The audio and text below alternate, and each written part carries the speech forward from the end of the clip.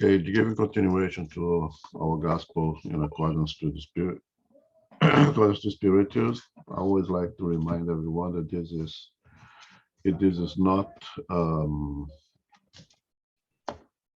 the second testament. This is not the gospel that you find in the Bible. This is the gospel according to Spiritism. Okay.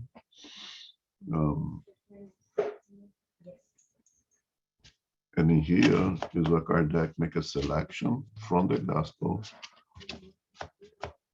of all the thoughts with moral content that he thought would be significant and be a synthesis of the whole teachings of Christ to us in terms of moral teachings, not really concerned with historical events or anything of that matter, but basically being very selective of everything of moral content and only that. So that's what he puts in this book.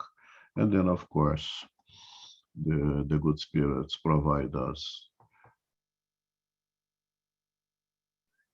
explanation of the teachings of Christ. And as Gandhi had said once, that if all the sacred scriptures had been lost and only the Sermon of the Mount had survived, and yet nothing had been lost. Because in his interpretation, of course, the Sermon of the Mount contains everything that is necessary for our advancement in terms of moral teachings. And Kardec uses a tremendous amount of statements that come from the Sermon of the Mount, and this is another one of them, Chapter XIII. Do not let your left hand know what your right hand is doing, is one of the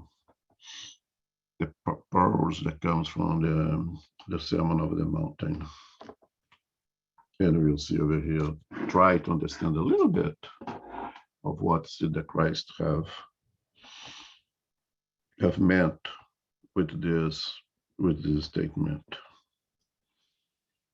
So I do the reading for us. Of course. Do not let your left hand know what your right hand is doing. Do good without ostentation. Be careful not to do your good works before men in order to be seen by them. Otherwise, you will not receive recompense from your Father in heaven. Thus, whenever you give alms, do not sound a trumpet before you, as the hypocrites do in the synagogues and streets, in order to be praised by men. Verily, I say to you that they have received their reward. But whenever you give alms, do not let your left hand know what your right hand is doing, so that your alms will be in secret, and your Father who sees in secret what happens will reward you.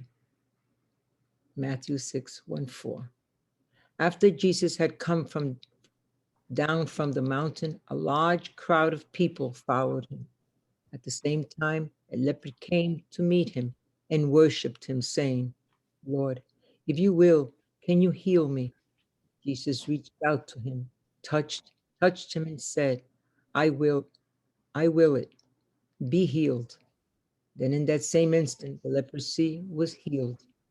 And Jesus said to him, do not tell anyone about this, but go and show yourself to the priests and offer the gift prescribed by Moses, so that it may serve as a testimony to them.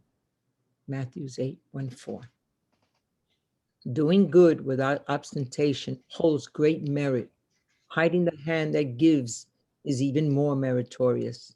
It is an incontestable sign of great moral elevation. For in order to view things from a higher state than the ordinary, one must look past the present life and identify with the future life. In other words, one must place oneself above humanity in order to renounce the satisfaction that seeks to be witnessed by others and to wait for approval from God. Those who prefer others approved to God's approval show that they have more faith in others than in God, and that the present life is worth more than the future life, or even that they do not believe in the future life at all. If they say otherwise, they act as if they do not believe in what they say. How many there are who give only in the hopes that the beneficiary will shut the benefit from the rooftops, shout the benefits from the rooftops, who give large sums in broad daylight. Now I lost myself. How many are there who give only the hopes that the beneficiary will shout out the benefit from the rooftops, who give large sums in broad daylight, but would not give a cent in darkness? This is why Jesus stated that those who do good ostentatiously have already received their reward. In fact, those who seek their own glorification on earth because of the good they do not have already been paid, God owes them nothing more. The only thing that remains for them to receive is punishment for their pride. Do not let your left hand know what your right hand is doing is an image that wonderfully characterizes martyrs' beneficency. However, if there is such a thing as true modesty, there is also such a thing as feigned modesty, the simulation of modesty. There are people who hide the hand that gives, letting a small portion to be shown while looking to see if anyone is watching them hide the rest of it. An unworthy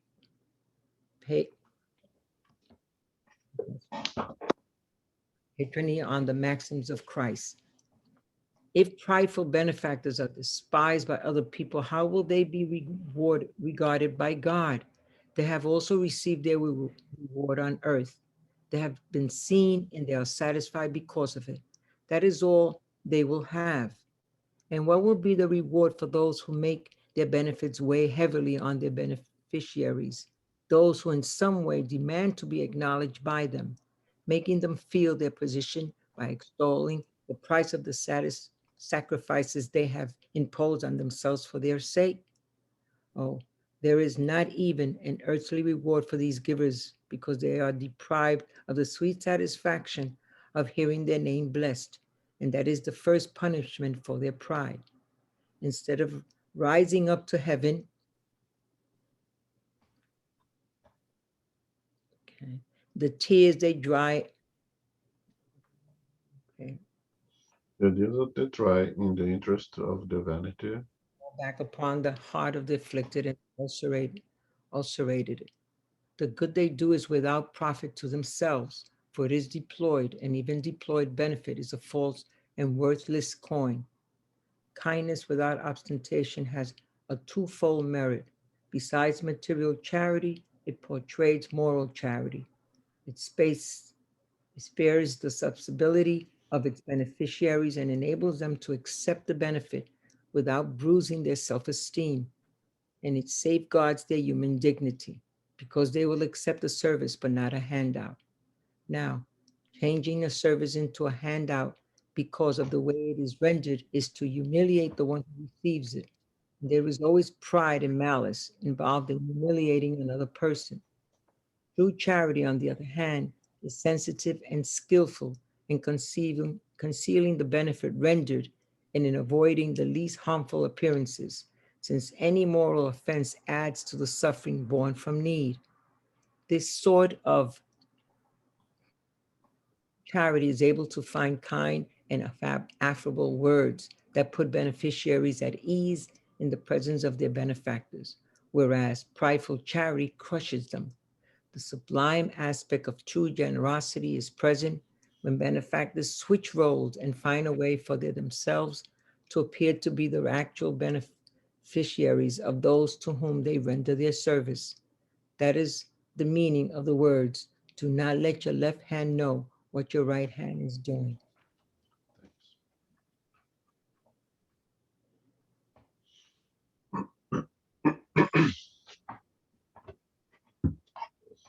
So again, this is one of the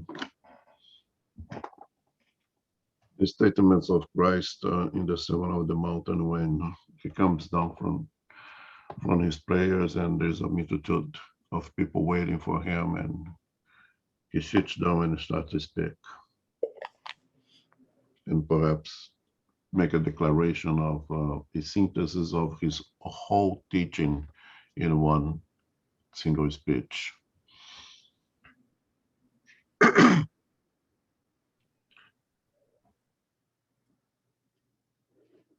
When you start the statement with, be careful not to do your good works, that good works before men has many different words using for instead of your good works. In some books you be translated alms, in some books translated prayers, in some books be translated as sacrifices. Actually, in the translation of Haroldo Dutra, he uses the word justice. Be careful not to do your justice before men. So the whole thing means the same thing. Whatever that you do, that symbolizes your goodness, that reflects what is within you, should be between you and God, and not to be advertised among men. Because if the man who sees that provides you any advantage for doing this, you had already received your advantages, and God at this moment can kind of wash his hands. I have thought about that in terms of living the days of our lives, 2021, some 2,000 years after the statement was made.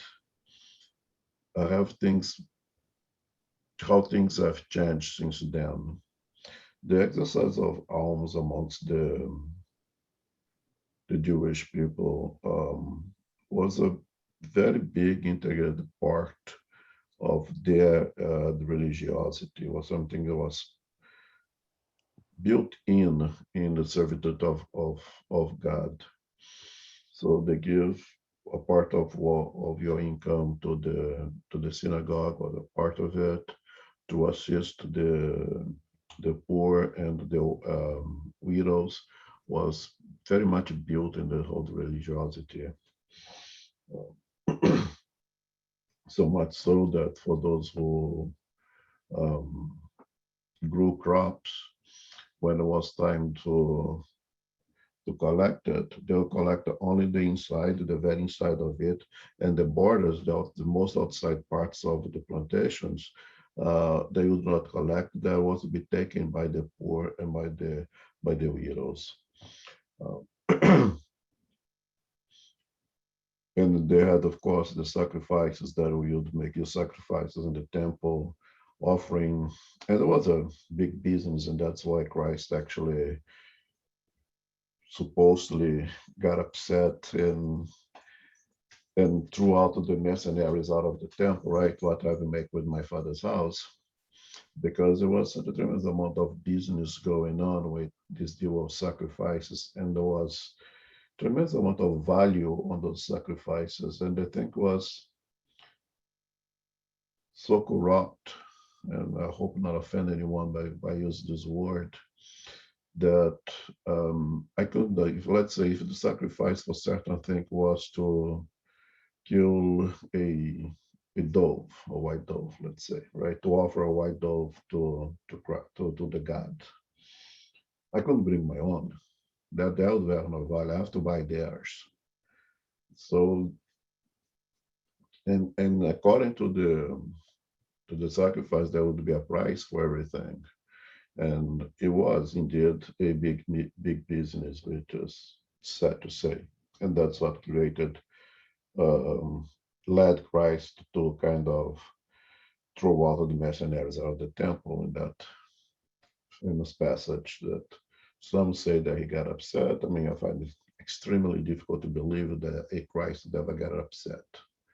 So I think it's a misinterpretation of the moment.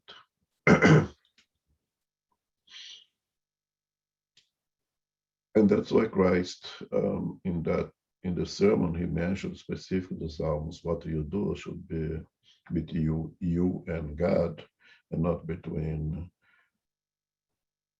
you and the society that you live in. To let your left Oh my you God. you know your left hand not know what the right is doing symbolizes an ability that eventually you develop to practice the charity in its complete sense as a natural behavior, as something that comes natural to us, that has been used before. I'm going to use was by Pedro Simon once said, I mean, if we ask any one of us here today, right now, how many good deeds did you do today? How many good deeds did you do yesterday? You might be able to count. I did zero. Well, you counted because it is a number. I did two. Well, we know it. We know because we are cataloging those things that we do all of our good deeds. But if we ask, how many times did you breathe the last minute? How many times did your heart beat the last minute? It is an automation of it. That you don't know. It happens naturally. Okay. When you walk from your living room to the kitchen, how many steps do you take? Which step, which foot goes first, right or left? You won't be able to know. But if you can know, you are a very special person, because most of us would not know, right? It comes naturally. It comes absolutely naturally. Um, the symbol of one side not know what side is doing is exact to express that eventually our ability to exercise charity will be so commonplace to us that it will be like breathing, that will be like walking forward. If I ask you guys to get up and walk to the front door of your homes right now, you do it without thinking. There is no thinking in it. But if I ask you to get up and go to the front door of your house backwards, you have to think, you have to create a strategy. You have to see, how am I going to do that? What is in front of me now and the front of the house? There will be a very methodic thought process right there for you to exercise this simple, apparently simple exercise of walking backwards from where you are right now to the front door of your house. But if I ask to go normally walking forward, no problem. To practice charity, to do your alms, to do your justice, to do your sacrifices. So those words meaning the same thing. Eventually, and should be like us walking forward and not like us walking backwards. That is the major symbolism of this statement. Which is extremely very difficult for us right now. And when you put it back in the years that we live today, which things needs to be cataloged. Let's imagine, I don't know, SGNY as an institution, and every institution requires resources to pay the electric bill, to pay the rent, to do whatever. Somebody has to finance those things. So every institution requires resources to stay alive, so to say. The same way that we human beings, we require resources of oxygen, of glucose, of proteins, things to keep us going, this physical body going. An institution requires resource, right? And let's imagine that um, money is coming in that you don't know where it's coming in. It may become in our society today a problem. You maybe have to justify later on to the authorities where this money is coming from. So what I'm trying to say is we do the good that we do for the sake of doing the good that we do. But in nowadays, it's basically impossible to be completely anonymous. And let's assume that I am reached when it's a very big assumption, far from it. Well, let's assume that I have assumed the ability of practicing charity is the same way that I walk forward. And I have an orphanage that I like very much, that I like what they're doing, and I give my donations to them regularly, and it's supposedly a good amount of money. Let's say that is outside of the country where the dollar goes a long way, and therefore the little that I give here is a lot over there, right? Because the dollar there is multiplied quite a few folds, and it means a lot over there. And let's suppose that the people were there, the director of that institution, decides to put my name in a plaque or something over there. I might come to say, no, you cannot do that. You cannot put my name over there because I don't want my right hand know what my left hand's doing. I have to be completely anonymous. Obviously, that's not what Christ is meaning here, right? I have not asked for that to happen. That was not my plan. To me, it's absolutely meaningless if they put my name or don't put my name. But if for that group, they see some good in it to put a plaque with my name in it, I might say, no, you cannot do that. That goes against what Christ is saying. That would be also erroneous from my part. That perhaps would be even the opposite of charity. I'm depriving those individuals to perform something that they want to do out of their heart. Let's assume that it's only out of their heart.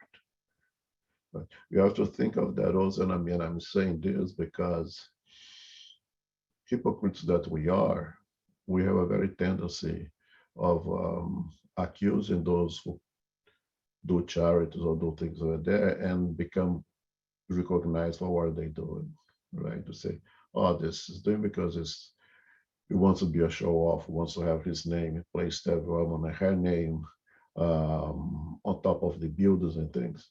We don't know that.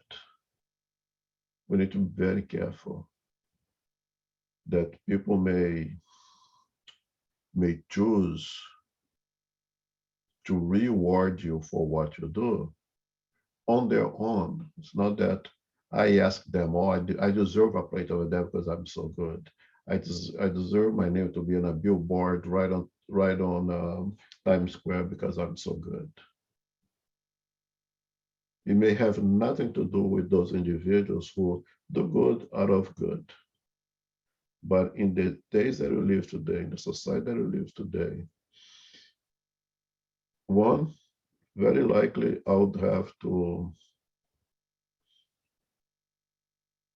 declare what I'm doing, at least to the authorities, right? Can be putting my name, my money, or anything out there because people have to be everything has to be accounted for. And if money is part, let's say, an SCGNY from unidentified source, we need to know where does it come from. We need to know, unfortunately, who is doing that. We will not advertise. We will not share to the whole world. No, you'll be quiet, right? But somebody needs to know. So the absolutely anonymous exercise of charity in today's that we live today, I don't think it's really possible. But what Jesus means is exactly that. Is the effect of the intention. What is it that we intend when you perform your charity, when you do your alms, when you do your justice, when you do your sacrifices?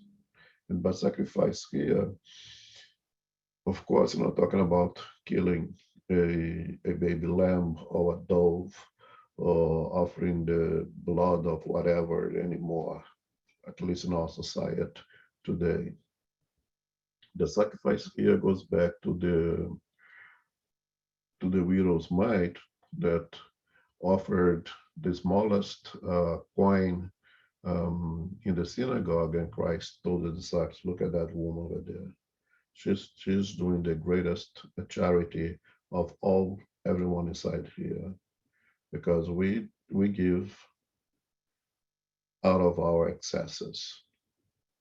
We give what we can give, that we will not compromise our status quo, that will not compromise our comfort, right? And that woman gives what compromises her, even her well-being. She gives what she doesn't even have, basically. So that is sacrifice. That is the symbolism of sacrifice today, is when I recognize the need of the other and I put more emphasis on the need of the other above my own need. One, we can go into tremendous amount of discussion here if it's even right that I'll become now deprived because I gave something else, right?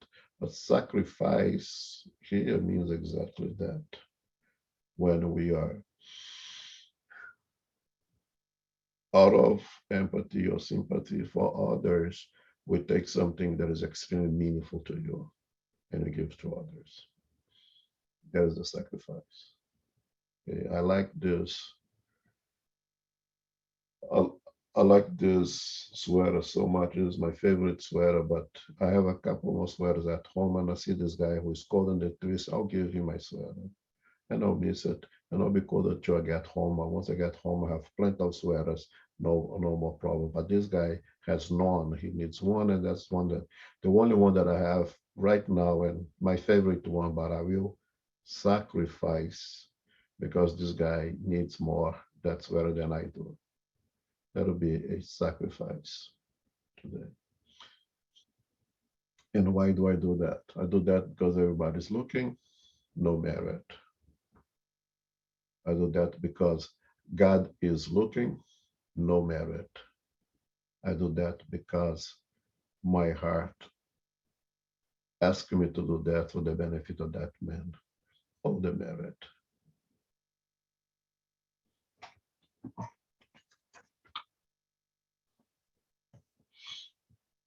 Let's see here.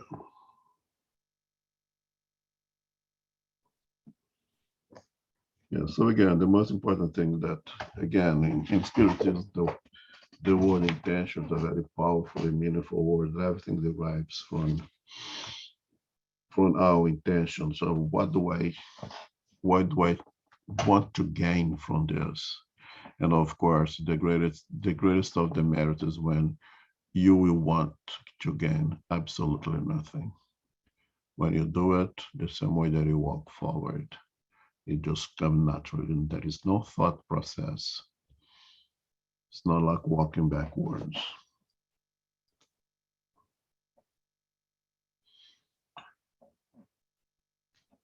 The exercise of doing good to others. Wayne, go ahead. Appears to be a fine line between don't let your left hand know what your right hand is doing, or not using a trumpet to sound to let people know my good deeds, and being an example for others. Because if you hide everything, you're not being an example like you were saying, you can be anonymous, but to hide everything completely, it's not being an example for others. And I think that's an important thing as well for others to see.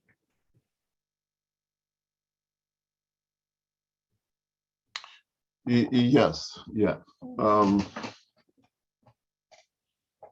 If I am in the position of a teacher or of a leader, let's say as a father, and I want to teach my children, yes, I would have to demonstrate what I'm doing, setting that example. Like the woman in this gospel that takes her daughter, right, to do her charity, to assist the poor people in that poor neighborhood in France, while her herself was a woman of a higher status, who live in a much better neighborhood. But when she goes over there, she dresses like the people of that region, speaks like them, and brings the daughter to teach her, teach as an example. In that case, I absolutely agree with you. Now,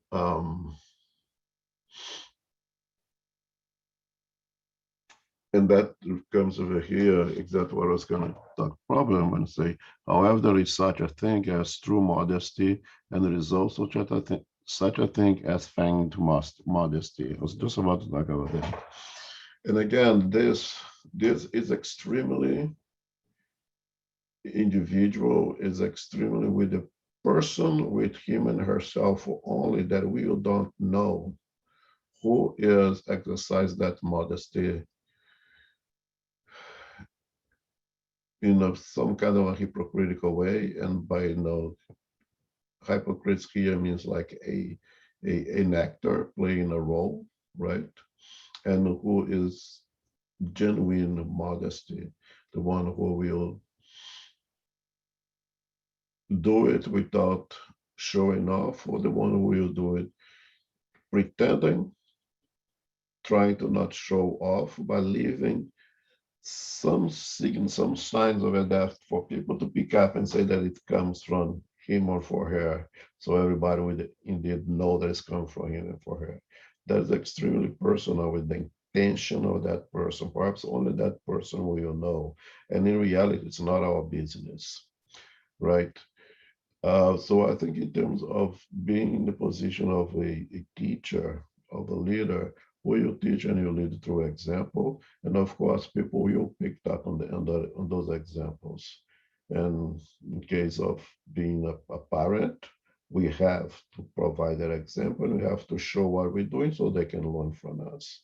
If you are perhaps a teacher in a school dealing with young kids, we perhaps go beyond teaching the mathematics and the language and teach them moral values and use herself or himself as an example, it is valid. So again, extremely personal. What is the intention of it there? Is it really to serve as an example for others to follow, or is using that to proclaiming oneself as the charitable, as the good one? I agree to 100%, but again, extremely personal. And it's not our business to try to decipher what is those intentions. That is that person with his and her conscience, and therefore with God. Do you agree?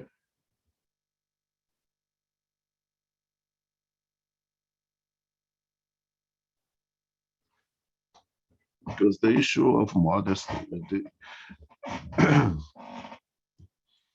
well, it says over here, there are people who hide the hands that give, is letting a small portion to be shown while looking to see if someone is watching them, hide it for write the rest of it. Who is doing that? Not our business. Why are they doing that? Not our business. It's really a personal thing. It's really myself with my conscience and the divine laws that resides in my conscience, and therefore it's between me and God. Because if I do all that I do out of ostentation and I help others, I'm still helping others. I'm still making society a little bit better if I'm not getting the complete value of it because my intentions are not so noble. I'm still helping, I'm still doing good. And therefore, for the rest of society, you just appreciate the goodness that I make for the general good. And the rest of it, it's my business. It's me with my conscience, it's myself and God. And what Christ stresses over here is exactly that we should strive to practice this exercise of charity, of the giving of alms, of giving, of doing the sacrifices in such a natural way that one hand doesn't know what the other one is doing. That is completely a natural way of doing it.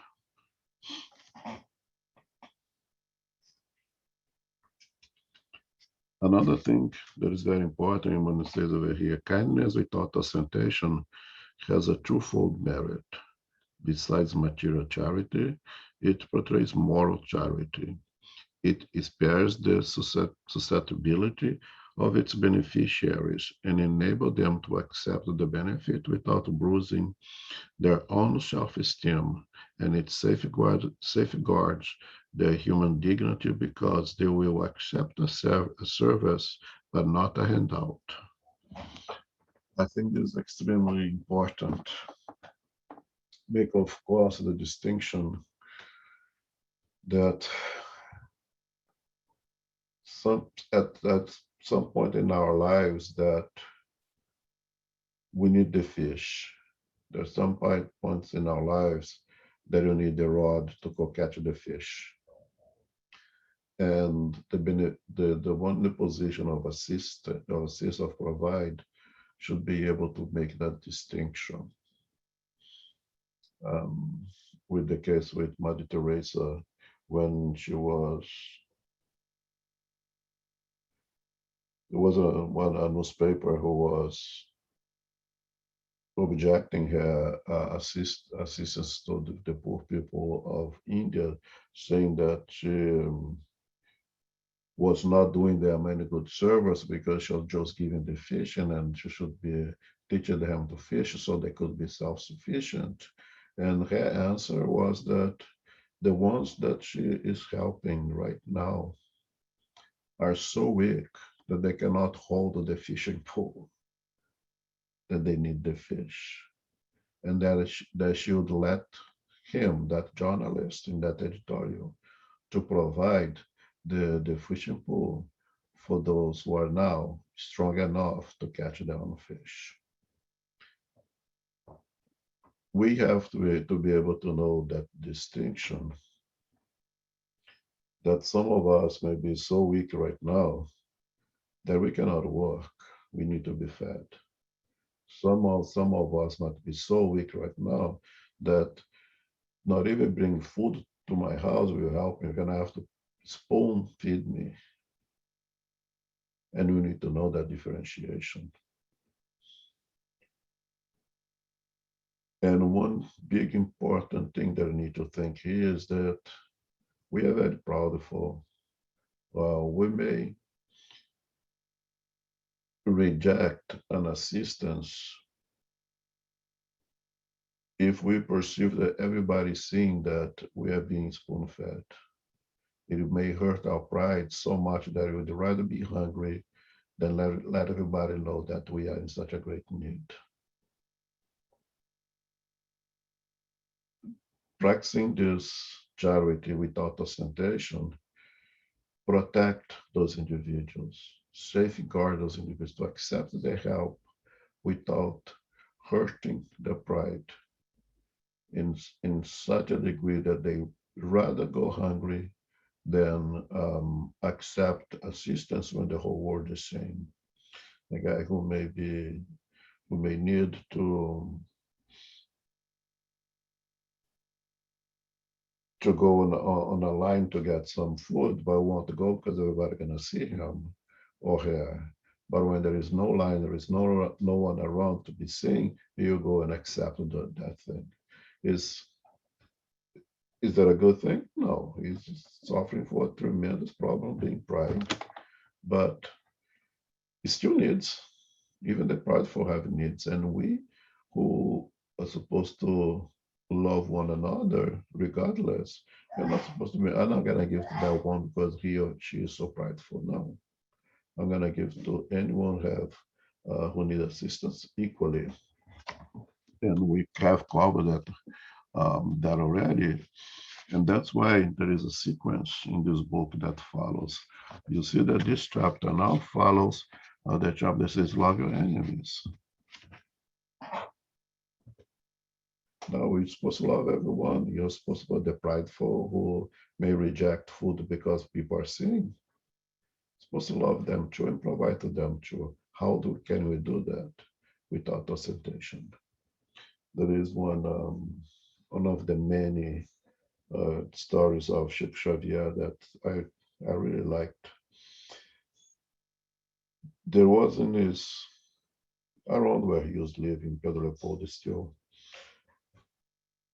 a couple with some children that was going to tremendous difficulty, but the man of the household was extremely proud for the one who would not accept help in any way. The children would go hungry, but they would not accept help. The woman, of course, more humbled, but completely submissive to their husband. And they were all going through a tremendous amount of difficulty because of that man. So she used to go and it takes a loaf of bread, take off the inside, put cash money inside of that cash, and give the bread to the wife to bring home. And the woman will open the bread, there will be some cash money inside of it. That would be the only way that they were able to help that family who was in need. So even the proudful would be for they don't want it, they're proudful, forget it. They go, no, they are in great need as ourselves, and we have to find a way to provide to them in a way that we do not hurt them. They may not cause even more harm to them trying to be helpful to them. When Chico used to go to prisons and used to bring to the prisons over there cigarettes, in a time that the cigarette packaging did not say that it caused cancer, of course, nobody really know how harmful cigarette was, and little simple things, and he was criticized that some of those, I would say, pseudo spiritists would say, why you bring them cigarettes? Why you bring them those foolish magazines? You should be bringing them the gospel according to Spiritism. You should bring them the Spirit's book. And Chico's answer was, they did not ask me for the gospel according to Spiritism. They did not ask me for the Spirit's book. They asked me for cigarettes. They asked me for those kind of magazines. I'm not going there and providing to them what makes me feel good. I'm going there to provide to them what make them feel good. Now that is charity. Am I provide something to put myself in the position of feel good, or I'm doing something that brings some kind of contentment, some kind of pleasure, some kind of supply, some need for those individuals. When I'm doing the pseudo charity, of course, in this case, to help myself, it's no longer charity. The charity is for the others, not for oneself. And the interesting thing is that in this process, when I go to jails and they ask me for cigarettes, so they ask me for a toothbrush or whatever, and I bring what they want. I may open window of opportunity to talk to them about the gospel according to Spiritism. I may open a window of opportunity to talk to them about life after the death of the physical body. And maybe 3, 4 times along the way, they will ask me, we speak about those great stuff. Can you bring one of those books one of these days? And there we go. Now he or she asked me, and then I'm doing something, and they went. It follows a sequence of events, but because it comes from the need of the other and not of my need to provide to others what I think others need. This is a very important concept also in the exercise of charity. And that's maybe very ill interpreted by people who have ill minds to begin with. People always ready to judge what others are doing. They are ready to judge Chico for bringing cigarettes for the prisoners, but they're not going over there and bring the gospel if they think that that's so important also. We are always in that position that we're always watch and criticize what people are doing instead of look at ourselves what we are doing. And we present charity because we want to help the other, the way the other needs or wants, or I'm willing to help the other the way I think it's good for them. That's also in this complete exercise of the not let your right hand know what your left hand is doing, things that you really have to question. And there is one message of Emmanuel in one of the books. Not, I don't know if it's Our Daily Bread. I'm sorry, I don't know. In which is a sequence of questions that Emmanuel proposed was to ask ourselves when we are thinking of doing good to others and cover all that. I'm doing good for the good of others. I'm doing good for my own good. I'm doing good for recognition. I'm doing good. And it has a sequence of things that we should consider asking ourselves. I'm doing good without ostentation. And it's a set of questions, all very important questions that we should ask ourselves in the exercise of knowing thyself. And it's a constructive, that's the important, a constructive self-analysis. Because if I'm going to make myself better, I can only make myself better, recognize the things that I need to improve. If I'm helping others out of ostentation, I'm still helping others. Others still benefiting from it. Can I do it better? Can I remove some of those desire for ostentation? Can I work on this process? Because it's a process. And there is all the sequence of questions that we should be asking ourselves in a very constructive way, of course. Not to put ourselves down.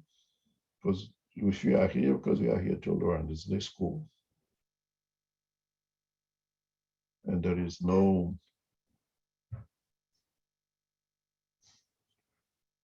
nothing wrong in us recognize our errors with the intention of make ourselves better. Those are things that we should be always questioning. So when we seek to help others, let's make sure that we are doing that in the way that you minimize as much as possible the susceptibility of those beneficiaries, that allow them to receive it, feeling good about receiving it, and not feeling belittled, feeling of lesser value, feeling to be of lesser capability of being self-sufficient. or the on contrary, they receive the say, I'm receiving it now because I make myself stronger tomorrow. I'll be able to do just like them are doing to me now. That's the kind of charge that I should be trying to, that if they need the fish today, tomorrow they'll pick up a rod and they fish themselves, they'll fish for themselves, and the day after they'll fish for themselves and be able to provide fish for the ones who are not able to fish themselves. And that's the way that we make the entire society better.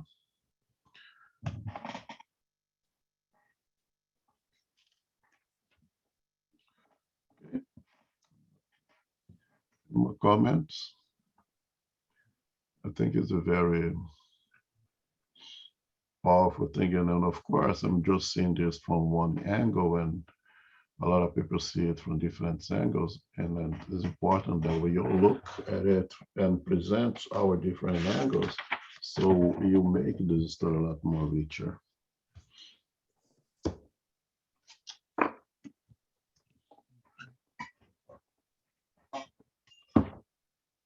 Okay, so we can continue reading.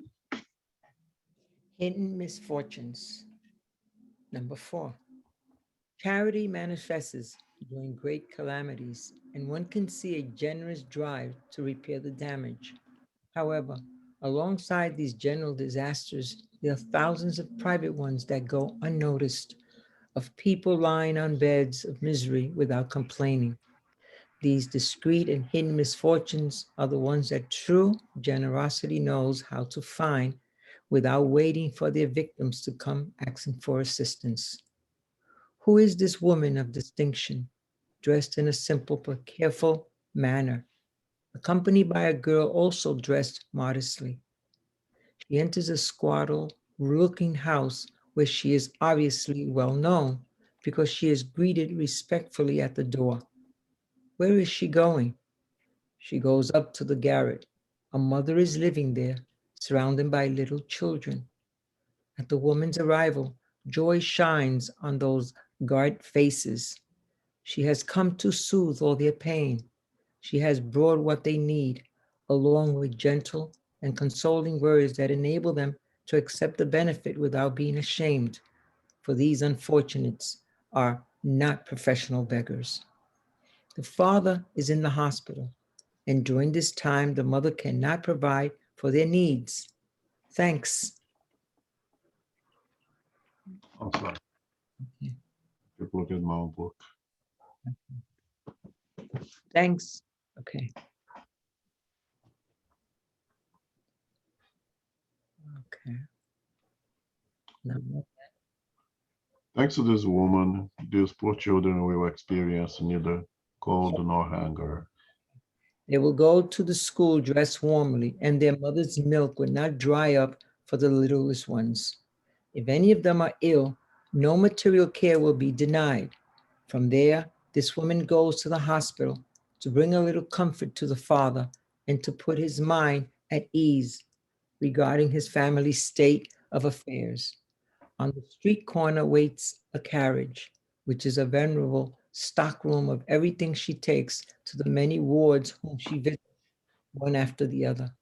She asks them neither about their benefits nor their opinions, for to her all people are brothers and sisters, all are children of God. When she has finished her rounds, she tells herself, my day has begun very well. What is her name?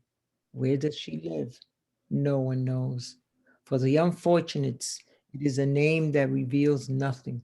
However, she is the angel of consolation, and at night, a symphony of blessings rises to the Father on her behalf.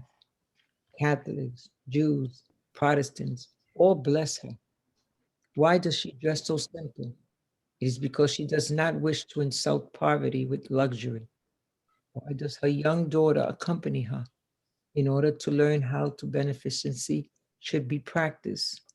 The daughter also wants to practice charity, but her mother asks her, what could you give, my child, since you have nothing of your own? If I give you something to pass on to others, what merit will you have? In reality, I would be the one practicing charity in that case. If you were to receive the merit, It would not, okay, it would not be to you. Well then, nothing could be simplest. Learn to make useful articles and make clothes for little ones. That way, you will be giving something that has come from you yourself. Thus, this truly Christian mother is educating her daughter in the practice of the virtues taught by Christ. Is she a spiritist? What does it matter? At home, she is a woman of the world because her position requires it. However, the world does not know what she does because she wants no other approval except from God and her own conscience.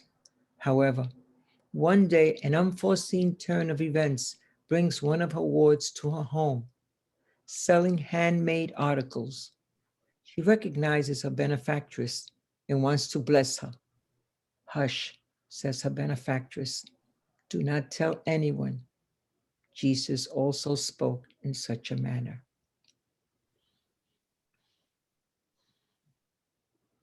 Hmm.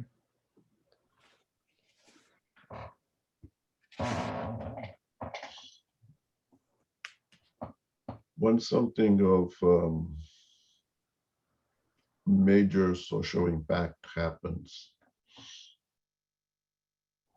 when there was the 9/11 event, the blood banks throughout this country had to ask people not to donate blood anymore. They could not put any more blood anywhere. There was an excess of blood donations. Everybody was giving blood. Everywhere that you go, all the blood banks was filled with donors trying to give blood that they have to send donors home. Go to the blood centers today and ask, and you'll see the tremendous need of blood donation, the tremendous need of people donating blood today. When it's time of big calamities, we become out of goodness, extremely tremendous amount of empathy, sympathy. We have that need to go and give our small contribution or a big contribution in a way that we can. We will donate when there is a big earthquake, and we will provide material goods. We pray for them and do everything that we do. So when it's very alarming calamities, it moves us sincerely, not out of ostentation or anything. And we put our best effort in the exercise of doing good to others. But the problem, the truth is that the small calamities are happening around us, and we just don't see it. We just don't have a tendency to not look down and see those who are there in need, unless it comes to our attention through the various means of that is now to get our attention, including the big disasters. Everybody knows, everybody feels compassion, and everybody donates. But the small calamities, the day-to-day calamities, are happening around us 24/7. It not in one specific time of the year. We have a tendency to send our turkey dinner in times of Thanksgiving, but it's people hungry 365 days of the year. During Christmas time, we send our old clothes to assist others, but these people not being to clothing themselves the whole year round. And in the teachings of Christ, one thing I always like to say is the proactive statement that he continues to make. He came himself not to write in books what we should do, but he came himself to do it as the greatest example of being proactive in the exercise of goodness, be proactive in the work as a servant to God and his creation. Didn't write anything, came to do himself to exemplify moral, proper conduct. And to be proactive is not to wait someone to knock at our door and ask for a loaf of bread. It's to go out there with a loaf of bread in our hands and find the one who needs it and provide. Naturally, we use assistencialism as a means of exemplify charity, but we're not talking about only assistencialism, which is more of a sort of a social responsibility and obligation that we have than really charity. Is one component of beneficence, which is one component of charity, right? Charity being beneficence, indulgence, and forgiveness. In beneficence, there is the assistencialism, the providing of the material needs for the survival of others, so to say. Giving food, giving clothes, protecting against the environment. It's a social obligation.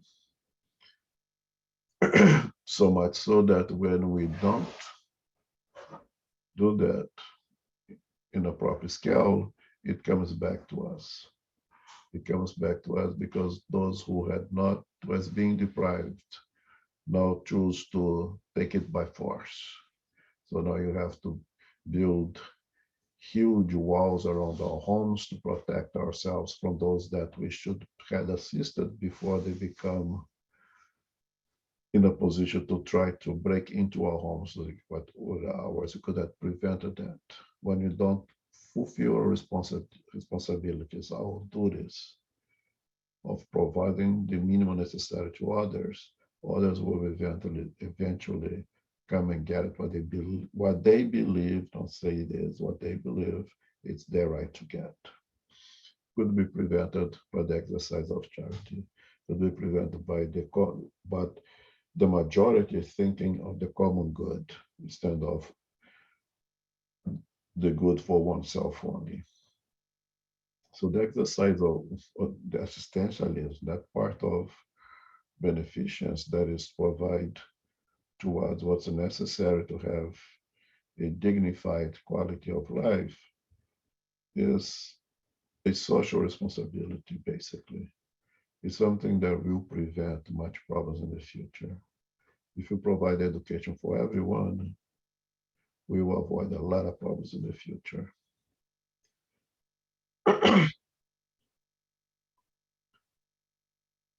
But in the complete exercise of charity comes here the hidden misfortune is me going after those who do not present themselves.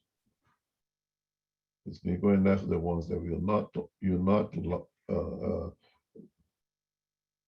knock at my door out of pride,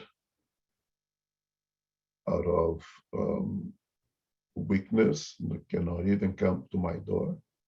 But I have the proactive desire to be in assistance, and we're going to find those who doesn't knock at my door. And the great example that we always love in this book, that always have read so many, is this passage of this woman who obviously is someone with a social status, financial condition that allow us to be very beneficent and provide tremendous amount of assistencialism. She can give material goods, she can give bread, she can give food, she can give clothes. But that is just one small component of beneficence. And she does that because she has the material possibility of doing so. But she goes way above that. In the exercise of the existentialism, she completes it with the beneficence of not projecting herself as someone in superior position. She dresses like them. She perhaps in her own life, she will dress with more eloquence, but when she goes over there, she makes sure she looks like them. She speaks like them. She provides to them like one of them. Well, you can understand here how much it minimizes uh, the the the prideful, how it makes more a lot more easy for us, especially we are proudful, to accept the help that comes from this woman.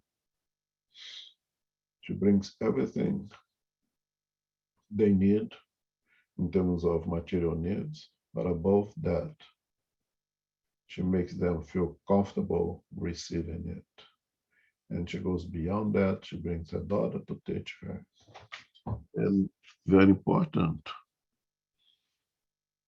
does she care who are those people are? Do they have a religion? Are they Catholics? Are they Jewish? Are they Muslims? Is she questioning, why don't you go and catch your one fish? Why you look strong enough? Why don't you go and fish for yourself? She provides to all according to their needs. And equally important, as we spoke here just a few minutes ago, when you are in position of educator, you should educate. If you're in a position of educator as a parent, you must educate. It's your obligation. If you're in a position as an educator in your social groups of friends, and you see there a true opportunity of sharing this goodness with others, yes, we should do that. Should assist. In case of being our offspring, sons and daughters, we must educate like that, let they learn from our behaviors. And she does that with this young lady and goes beyond. Well, if I give $1 for you to give to someone, this dollar is mine, it's not yours. You want to give something of yours, you have to produce that dollar, or you have to do something that goes beyond existentialism. It can give you a smile, it can give you a presence. Only the presence of that young lady with her mother would be so beneficial for all the young children in that poor neighborhood. You can produce something of that you have of yourself beyond the material needs, because then it's true beneficence as well. And of course, again, as I said, I don't think there is a real need. No, this person, I think there is not a need for me to hide myself. There is a need for me to not to be try to show off, to not try to everybody know what I'm doing. There is a big difference. I don't need to hide it. So when this woman goes and provides assistance, she don't want to be seen as someone in a high position, everything else. But it will happen that it happen that somebody will you figure this out. When it happens, she asks them, don't tell anyone, leave it alone. Because she wants that the exercise of the charity to be a direct relationship with her and God and not with others.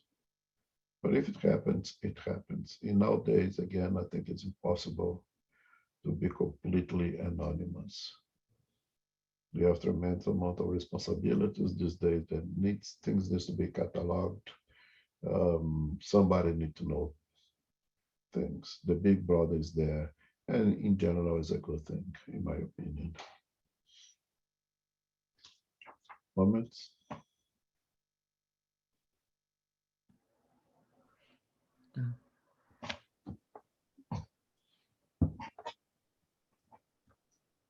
Okay, I think we can look the widow's mite. Okay. The widow's mite. Jesus was seated opposite the offertory box, watching the way in which people dropped their money into it, and noticing that many of the wealthy were putting in large amounts. A poor widow also came and put in only 2 small coins in the amount of a farthing. Then, having called his disciples, he said to them, "Verily I say to you, that this poor widow has given more than what all the others have put into the offertory box, for they have all given of their abundance, whereas she has given of her poverty, everything she had and everything that was left for her to live on." Number 6, many people regret not being able to do as much as they would like because they lack sufficient resources. If they desire wealth, they say it is so that they can put it to good use. Their intention is, of course, praiseworthy. It might be quite sincere for some. However, could it be, without question, completely disinterested? Might there not be those who, even though desiring to do good to others, would be quite happy to start by doing good to themselves, to give themselves a few more pleasures, perhaps conceal, but which a few more pleasures, doing good to themselves, to give themselves a few more pleasures, to obtain a few of the superfluities that they now lack, saving the leftovers to give to the poor? Such ulterior motives, which they perhaps conceal, but which they can find in the depths of their heart, if they were willing to search there, annul the merit of the intent, for true charity entails thinking of others before thinking of oneself. The sublimity of charity in this case would be to find within their own work, and by using their own strength, intelligence, and talents, the resources they lack to accomplish their generous intentions, that would be the sacrifice most pleasing to the Lord. Unfortunately, the majority dream about the easiest way to become suddenly rich without having to make any sacrifice. They run after chimeras such as hidden treasures, some favorable random chance, an unexpected inheritance, etc. What is to be said of those who hope to find helpers among the spirits to assist them in searches of such a nature? Obviously, they neither know nor understand the sacred objective of Spiritism, and even less the mission of the spirits whom God allows to communicate with human beings. In this, they are also punished by deceit. Those whose intentions are pure of any personal interest or to console themselves with their powerlessness to do all the good they would like to do. They should think of the might of the poor who give by depriving themselves, but which weighs more on God's scales than the goal of the rich who give without denying themselves anything. The satisfaction would be, of course, be great in being able to alleviate poverty on a large scale. But if it is not allowed, one must accept the fact and limit oneself doing what is possible. However, is gold the only thing that can dry tears, and must one remain inactive by not possessing it? Those who sincerely desire to be useful to their brothers and sisters will find 1,000 opportunities. Let them seek, and they will will find 1,000 opportunities. Let them seek, and they will find them. And if not in one way, then in another.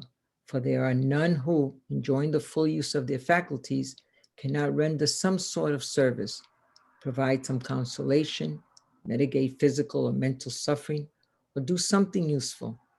In spite of a lack of money, cannot everybody give a portion of the effort, time, and repose that they have available? This is also the obol of the poor, the widow's mite. So as I said at the beginning, the true definition of sacrifice is to be able to do something that takes us out of our level of comfort, to do something who may shake up a little bit our status quo for the benefit of others.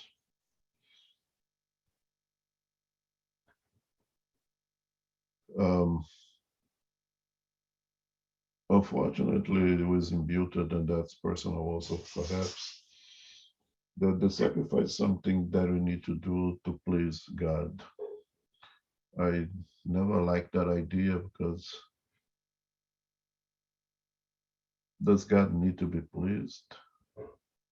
Is the need to be pleased something for us? It's spirits, ignorant spirits who need to get satisfaction somehow. I think that God is, whatever God is, I have no idea what God is, but it's way above our human sentimentalism, emotions, and needs. I don't think God needs to be pleased with our sacrifices. So the idea of making sacrifices so God will reward us to me was never very welcomed idea. The only thing that if we need to do anything to please God, which is crazy, would be to protect, to safeguard God's creation. And it starts with ourselves. It's protecting ourselves, safeguard ourselves, is doing good to ourselves with it, to this physical body, to our state of mind, and expand that to our neighbors and extend that to our rivers and oceans and protecting the trees and all those good stuff. That is something that if God takes any kind of pleasure, that I think God will be pretty pleased that if we protect God's creation.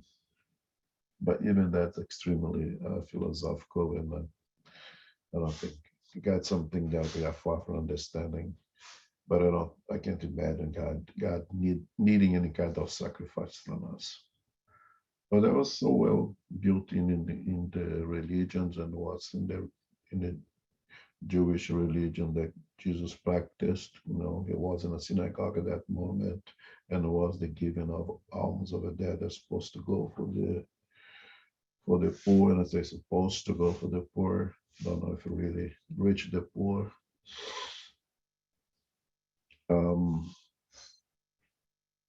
That the rich will do give a good amount, make sure that everybody sees it, everybody notice how great they are. And this poor woman would give 2 little coins. And Christ says that she have really do the true sacrifice because she exposed herself outside of her level of comfort of giving more than actually she could. And that was indeed a real sacrifice that would be more pleasing to God than anything else that other guys have done. I do sincerely believe if one, in the case of this woman, truly believes that there is this need of the sacrifice to maintain her faith, and faith here, the fidelity in the relationship with God. If it's necessary, then go ahead and perform that sacrifice. Because if you truly is building in your makeup, in the way you believe your relationship with God requires that you do something like that, let it be done. If you have to kill a chicken and offer the blood of the chicken to God, that's what is necessary to maintain a good relationship between you and God. Well, then I go ahead and sacrifice that chicken. Personally, I don't believe it's necessary.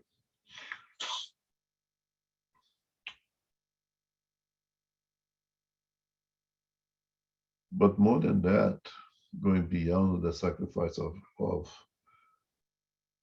giving the alms, comes here the necessity of sacrificing ourselves, going one step above of ourselves in order of making ourselves better to others. Uh,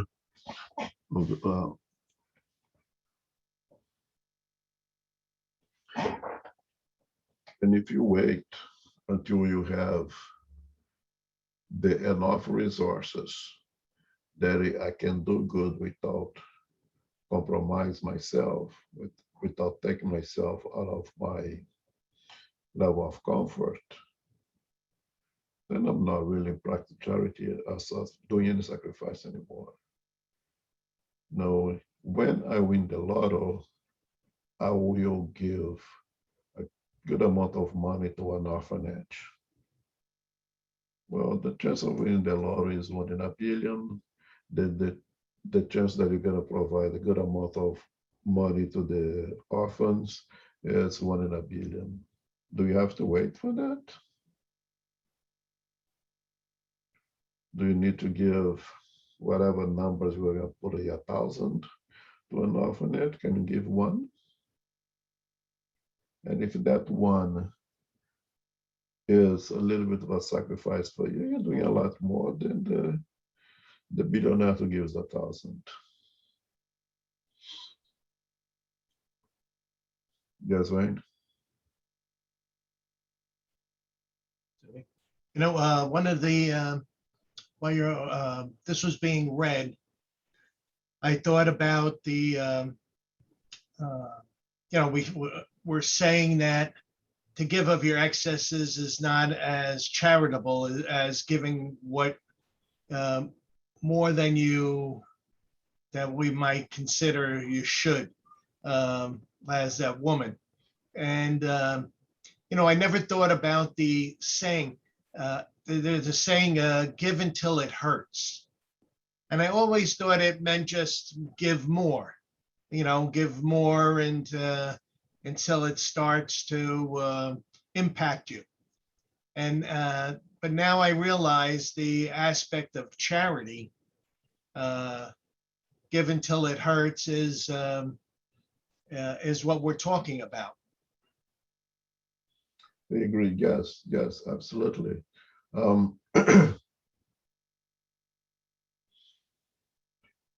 If you take things into perspective, I mean, a guy who is a good business person who has the ability to produce money, large quantities out of their own ability of being good at it. Some people are, and they perhaps they have an income of $1 billion a year. If for them to give $1 million a year, it's not very difficult.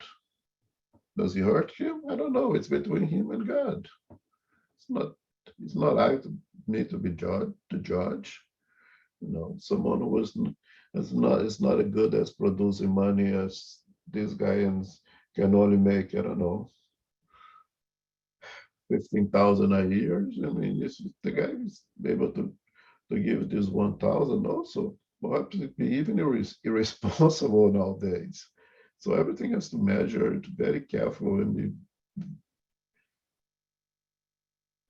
outside of our spectrum of perceiving what others are doing. But I think the important message here is that we do not have to wait until we have excesses to give our excesses. We don't have to wait until we win the lotto 1 in a billion chance here. We don't have to find a hidden treasure in order to be able to be good. You can be good now and you should be good now. Outside of assistantialism, I cannot give money. Or I cannot give you vegetables for the soup, but I can be there and I can help cook that soup. Oh, I don't know how to cook, but I can be there and put food on the bowls for the poor. Oh, but today is the football day. Today my Giant is playing. I cannot be there giving soup for the poor. That is a problem. my sacrifice here. So today I will sacrifice watching the Giants game to be there giving soup to the poor. It is a sacrifice. At small scale, naturally, but in my level right now, that's all I can do. I don't have money to give for the soup. I don't know how to cook. I can pour soup on a bowl and give to the poor. But I say, I know, but this Sunday, like Giants plays, I cannot miss the game. Or I say, oh, I'm going to make the sacrifice out of my heart. I will miss the game, but I will help. It is a sacrifice at a very low scale, right? But it's something that I can do. And that's my best today. And I think that is what the Mite exemplifies, that you have something of good in you to do, that you can do. You have something about you that others can benefit from. If that's the best that you can do, you do it. Maybe today I can only pour the already cooked soup on a bowl to give to the poor. Tomorrow, maybe I'll learn how to cook. I still cannot give money, but I can participate in the cooking that soup. And maybe tomorrow I'll get a better job with a better salary and I can participate and give an onion to put on that soup. Today, that's the best I can do is just put an onion. Maybe tomorrow will be a whole chicken. It's going, sacrificing myself to the level that I can. All the best I can do is provide my time. Still, I will sacrifice the Giants game, but I will provide my time to help the poor. Tomorrow I can give my time, plus I will actually take part in cooking that soup. I already that to it. I'm developing myself and making myself better for myself and through helping others instead of the other way around. I'm doing that for them. And in that process, I am helping myself. I'm benefiting myself, making myself better. In the exercise church, I even learn how to cook. How great is that? But not because I need to learn how to cook, but because I feel the need of participating in assisting others, of providing to others. That is true charity. Or I'm gonna learn how to cook so I can open a restaurant. Well, that's back and that's an exchange there when you benefit. Now I'm learn to cook because I want to be more helpful in providing soup for the poor. That is true charity right then and there. And we all have something within us, something about us that others can benefit from it. Even if it's only a smile, if it is only getting out of your seat and offer for someone who seems to need to sit more than you need to sit in that subway, in that bus. And you don't do it because people are watching. You do it because you see now that the need of that seat greater than your need. That is true charity. And we all have that. We all can do that.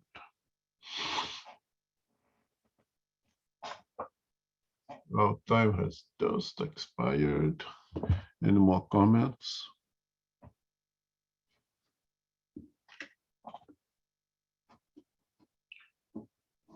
Okay. I'd like to thank you for your time.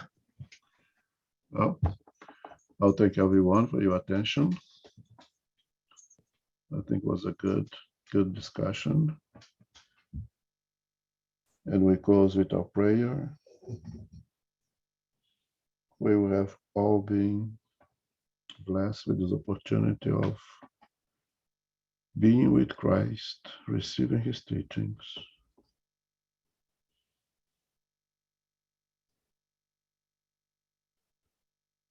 We think of those who are now at this moment, separating themselves from the good master.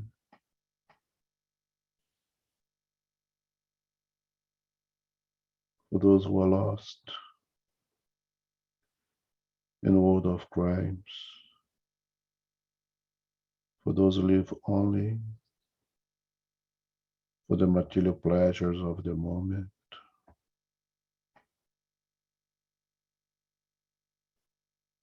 for those out of ignorance exercise violence, produce destruction and terror. To them we send our vibrations of love and peace.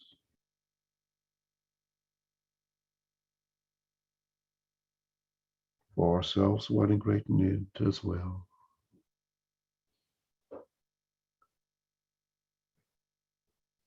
We ask that the peace of our Master be in our hearts and minds, pacifying our sentiments, our emotions, our thoughts.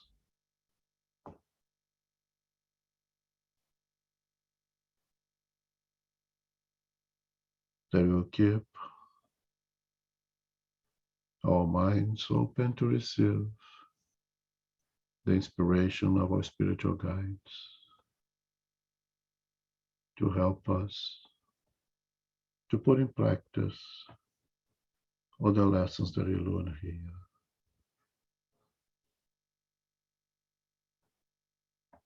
Beloved Master, we are grateful for your teachings.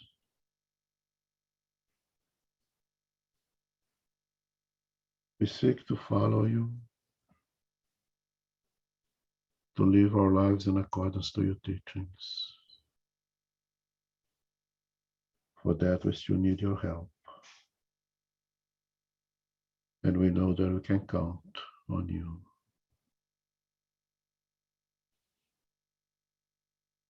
We ask to be protected, to be guided throughout the week, to be assisted to do all the good that we can, to be back here next week, hopefully a little bit better than what we are today. And we ask permission to close this meeting. So be it. All right. So again, next week, Ron will be back.